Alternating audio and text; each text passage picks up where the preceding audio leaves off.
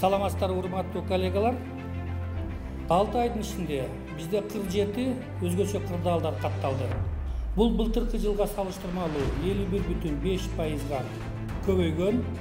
206 жараныбыз каза болду. 188 адам анын арасынан ковидтен каза болду. Өзгөчө кырдаалдардан тышкары 6 айдын ичинде 921 кырсык катталды. Тилекке каршы 95 жараныбыз каза болду.